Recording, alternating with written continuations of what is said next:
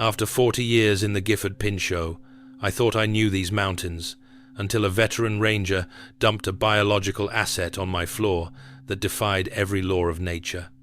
If you think the Forest Service is just protecting the land, you're dead wrong about what's actually breathing in our forests.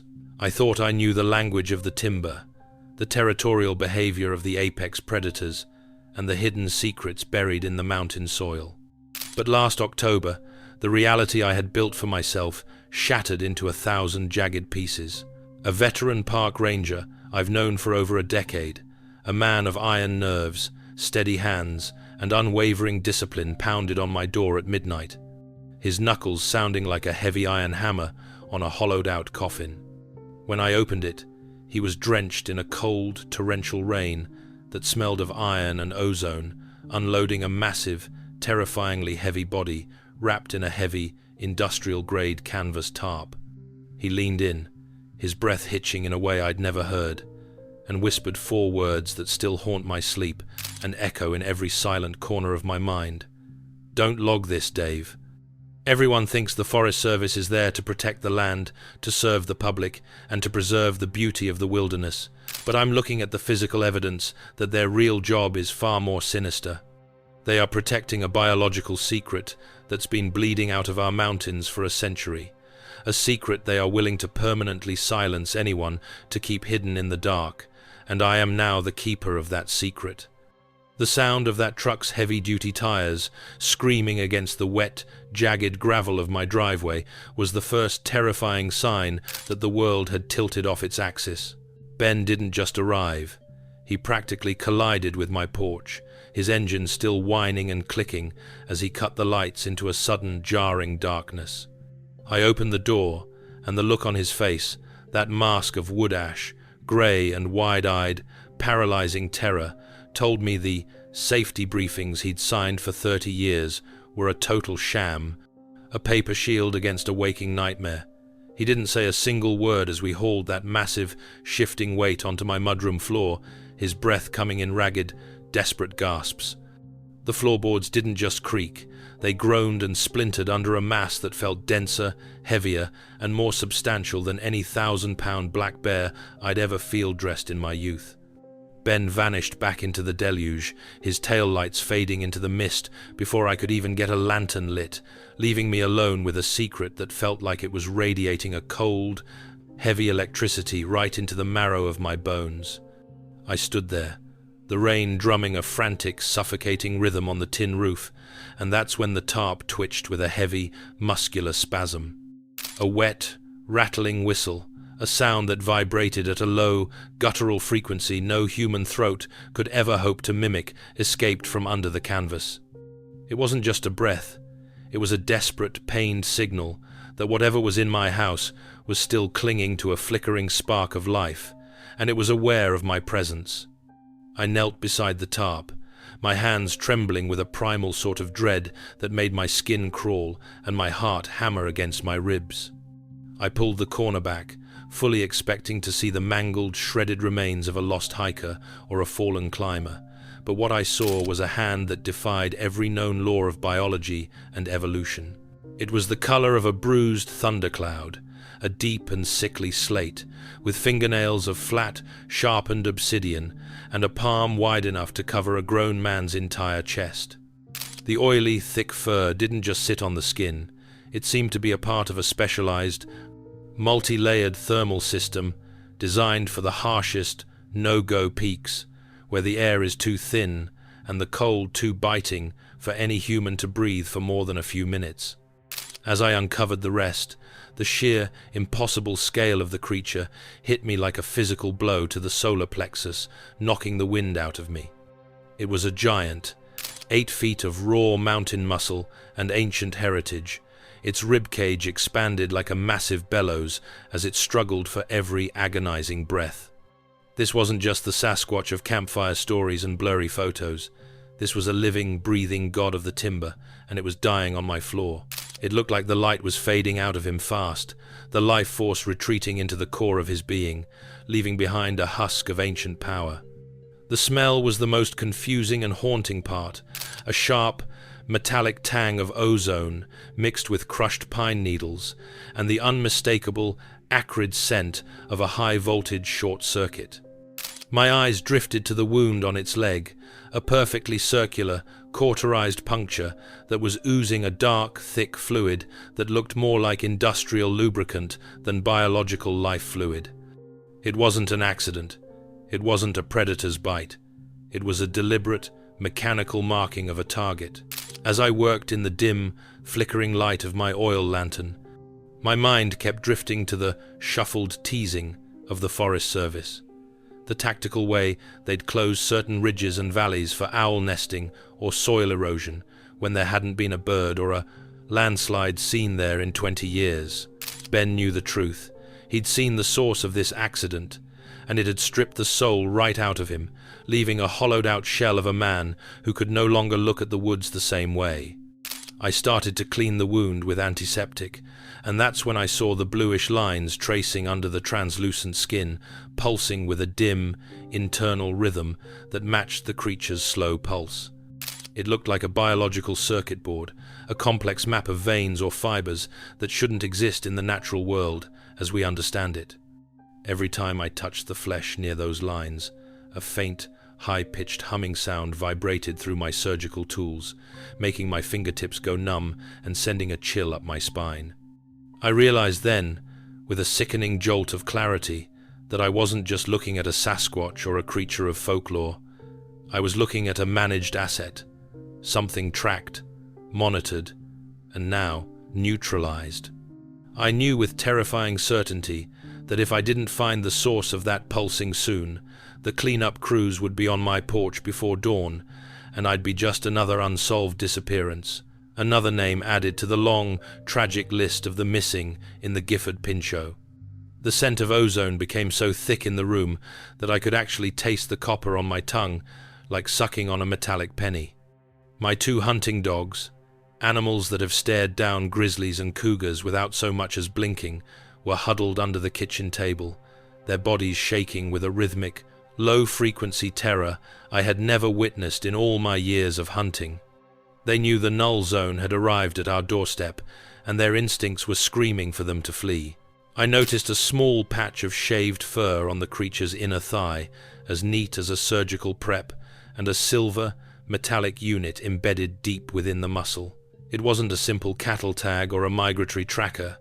It was a sophisticated, high-energy beacon. I reached out to examine it, and a violent jolt of static electricity snapped against my skin, hard enough to throw my hand back and leave a scorched, blackened mark on my thumb. This was the same frequency I'd heard chirping in the deep woods for years on my radio, sounds I'd always dismissed as atmospheric interference or hardware glitches. It wasn't interference. It was the digital sound of a hidden war being waged in the shadows of the pines, a war for control of the mountain. I looked at the creature's eyes, which were now squeezed shut in an agonizing, feverish trance, and I felt a surge of anticipation for the moment those eyes would finally open and show me the unfiltered, terrifying truth of our world.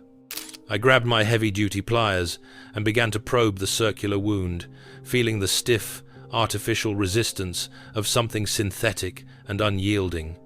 When I finally pulled it out with a sickening squelch, I was holding a 3-sided spike made of a vibrating, semi-translucent polymer that seemed to glow with a faint, inner light. It was humming with a malevolent energy, a sound that made my teeth ache in their sockets and my vision blur at the edges as if the world were desyncing. This was ballistics technology that didn't exist in any civilian catalog, military leak, or secret prototype list.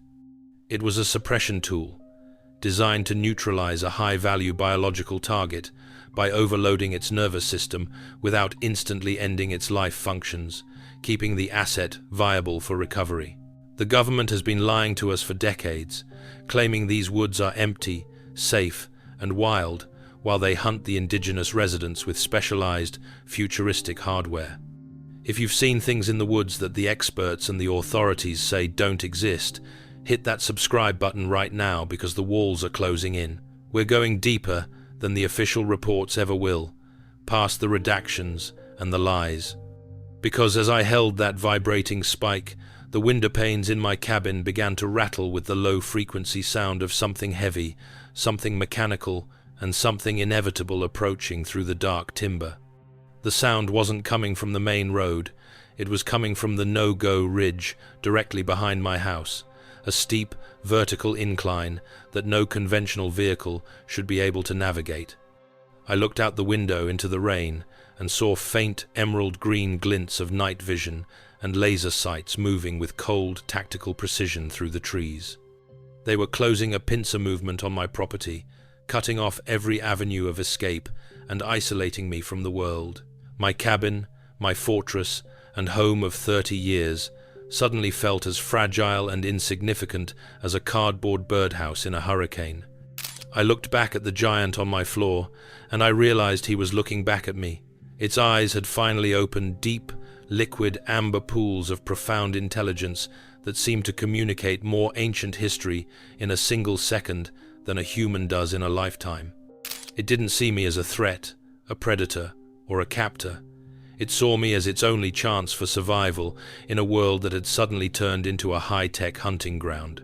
It looked at the glass spike in my hand and let out a soft, mournful whistle that sounded exactly like the wind howling through the cave of whispers. It knew its hunters were close, and it knew that by helping it, I was now on the same list of targets to be handled. I scrambled to my desk and laid out my old, weathered topographical maps, looking for the gaps in the Forest Service's red zones that I had memorized over decades of illegal hiking. I'd always wondered why 200 acres of prime, valuable timber were strictly off-limits for erosion control when the ground was rock solid and the slopes were stable. Looking at the map now through the lens of this nightmare, I finally saw the truth: the travel corridor. It was a high-speed lane for these creatures, a natural highway kept clear of humans and hikers so the government's tagging and monitoring program could operate without any accidental witnesses or leaked footage. The red zones weren't for the land's protection or the forest's health. They were for the secret's containment and the creature's imprisonment. The stakes of this mystery were no longer about one injured camper or a strange sighting on a trail. They were about the systematic, global management of a prehistoric neighbor. I realized that if I could get the creature to that corridor, the men in grey might lose the signal in the natural interference of the valley's deep iron deposits. The creature's mimicry began then, and it chilled me to the very bone in a way the mountain cold never could. It wasn't just random forest sounds or bird calls. It was the exact cadence, pitch, and tone of Ben's voice, a perfect acoustic recording played back through a specialized biological speaker in its throat. It was telling me it knew who the ranger was, and it was warning me that Ben's official radio frequency was already being monitored and tracked by the team outside. The creature was hearing the search team's encrypted frequency-hopping radio chatter through its own heightened internal senses long before I could see their tactical lights or hear their boots on the gravel. This wasn't just an animal, it was an organic interceptor, a being evolved or perhaps altered to sense the very air and energy around it. Every legend of the wild man, the Sasquatch, or the wood woes was a cover story for a being that could outthink, outmaneuver, and outlisten any tactical team we could possibly field. It wasn't just hiding, it was countering their every move with biological sensors we can't even dream of. I heard the heavy rusted chain on my front gate snap with a violent, metallic crack that echoed through the entire valley like a forceful impact. They weren't hiding their presence anymore. The time for stealth had passed, and the time for retrieval had begun. I looked at the creature, and it pointed a massive, trembling finger toward my cellar door. It wasn't a guess or a random movement. It was a direct, calculated order. It knew where the blind spots in my cabin's foundation were, perhaps sensing the lack of electronic penetration in the stone. As I cleared the storage space and threw open the heavy wooden hatch, I felt the air pressure in the room drop suddenly, the unmistakable, sickening thrum of a high-altitude drone passing directly over the roof, painting us with infrared and LiDAR. I realized the creature had been tracked from the very moment Ben picked it up on the trail, and my house was now the focal point of a shadow operation. We were both standing in the dead center of a target, and the men in grey were about to initiate the final phase of the operation. The tactical entry didn't start with a shout, a command, or a flashbang. It started with a high-intensity, vehicle-mounted searchlight that turned my kitchen into a blinding, sterile white void where shadows ceased to exist. 3 men in charcoal grey jumpsuits, no names, no patches, no identifying marks, just that eerie, stylized, bisected mountain symbol on their chests, stepped onto my porch. "We're here for the asset, Mitchell," the lead man said, his eyes obscured by dark lenses. His voice was a flat, cold, robotic drone that made the air in the room feel brittle and thin, as if he were reading from a script he'd recited 1,000 times. They had a tablet showing a pulsing red dot that didn't just indicate my house, it indicated the exact 3-dimensional coordinates of the creature's location under my floorboards. What do you think these things really are?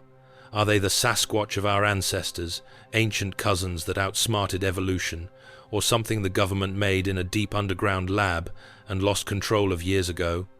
Let me know in the comments. I read every single one of them, and I need to know I'm not the only one seeing this. And tell me what mystery I should tackle next, because the rabbit hole goes deeper than any of us can imagine. I tried to play the role of the stubborn, uninformed mountain man, the old hermit who didn't know anything, but they didn't care about my rights, my property, or the legality of their presence. One of the men moved forward with a handheld sensor that let out a high-pitched, aggressive chirp the moment it pointed at the cellar hatch, confirming their target was below. They pushed past me with a strength that felt artificial, perhaps enhanced by the suits they wore, and I saw the lead man's glove. It bore the same symbol I'd seen on the restricted crates at the ranger station during the blacked-out winter of '98. It wasn't just the Forest Service or the BLM. It was a shadow agency that used the Forest Service as its administrative, legal, and logistical front. They weren't here to retrieve, study, or understand the creature. They were here to retrieve their monitored livestock and sanitize the area of any witnesses. The men in grey moved with a surgical, terrifying coldness that made me realize that to them I was just collateral, a temporary inconvenience in a much larger, multi-generational management plan. They began to tear my cabin apart with efficient, destructive speed, moving furniture and ripping up floorboards. But when the lead man reached for the vibrating polymer spike I had left on the table, I saw a flicker of something like genuine respect, or perhaps deep-seated fear in his eyes. "You shouldn't have touched the ballistics, Mitchell," he said, his voice dropping to a dangerous low whisper that felt like a cold threat. "This is a closed-loop system. You've broken the seal of a federal quarantine." At that moment, I heard a radio crackle on his shoulder, the volume turned up just enough for me to hear. It was Ben, his voice sounding distorted, weak, and like he was being subjected to extreme physical distress, trying to explain to an unseen interrogator why he'd brought the creature to me. He hadn't betrayed me, he was being processed, in the most brutal, unforgiving sense of the word, likely in the back of one of their silent vans. I realized then that if the creature stayed in that cellar, we were both finished, erased from the record as if we'd never existed. I looked at the lead man and saw him freeze. He'd realized the red dot on his tablet was no longer stationary. It was moving with surprising speed. The creature had found the old, narrow drainage tunnel I'd dug years ago to deal with the heavy spring runoff that flooded the basement. It was a tight, claustrophobic squeeze, even for a thin man like myself, but the creature had somehow compressed its massive frame, popping joints and flattening its ribcage with an audible crunch to push through the mud and rock. The tactical team scrambled out the back door, their high-powered lights sweeping the mud for the heavy, dragging tracks of the asset. I didn't wait for them to come back, for me to finish the job of cleanup. I grabbed my emergency pack, my father's old defense tool, and slipped into the rainy darkness of the tree line, following the creature's overwhelming scent of ozone and crushed pine toward the high, jagged timber. I knew the no-go zones, the hidden caves, and the blind canyons better than their satellites or their thermal sensors ever did. We headed for the Cave of Whispers, a place of ancient legend where the high mineral content and deep iron deposits would swallow every electronic signal they had, rendering their technology useless. The Cave of Whispers felt like a cold, damp resting place as we entered, but for the creature, it was clearly home. The moment we crossed the threshold into the deep, echoing cavern, my heavy-duty flashlight flickered and went out, and my radio went completely silent, emitting only a hollow static. We were in a blind spot that no drone, satellite, or sensor could penetrate. The creature took my hand in the absolute, crushing darkness, and for a fleeting, transcendent second, I didn't just see the forest. I felt the affection and the profound gratitude of a being that had been protected by a human for the first time in its long, hunted, and lonely existence. I saw other shadows moving in the deep limestone cracks, large, reflective eyes catching the faint bioluminescence of the cave. A hidden, complex society that has lived alongside us, invisible and intelligent, for centuries. The handshake was more than a gesture of thanks. It was a transfer of forbidden truth, the realization that we are not the masters of these woods. We are just the temporary, arrogant tenants of the surface, while they own the depths. I walked back to my cabin 3 days later, finding it a hollowed-out, ransacked shell of my former life, every memory of my 40 years there tossed in the mud. The men in grey were gone, leaving only the lingering smell of burnt electronics, ozone, and the haunting, amber-eyed memory of that giant. I sit on my porch now, 66 years old, and looking at the tree line with new, terrified eyes, and I realize that the mystery isn't something to be solved, captured, or catalogued. It's something to be guarded with your life. The Forest Service still puts out their mundane, boring reports about erosion and owl nests to keep the public at bay and out of the restricted zones. And the world keeps turning, but I know better. If you ever see a ranger with a tarp in his truck and a look of absolute soul-crushing terror in his eyes, don't open your door, unless you're ready to carry a secret that the government will do anything, including a permanent exit of witnesses, to keep in the dark. The woods are growing colder, and the silence between the pines is getting louder every night. If you're brave enough to follow me into the restricted zones and peel back the lies of the official reports, share this video and leave a comment with your theories. I need to know if you've seen the same emerald glints in the dark that I have. We're only beginning to uncover what's truly managed out there in the high timber. Keep your eyes on the shadows, because the mystery is far from over and it's closer than you think. I'm Mountain Dave, and I'll see you in the high timber if the shadows don't get me first. Subscribe to keep the signal alive and the truth breathing against the silence.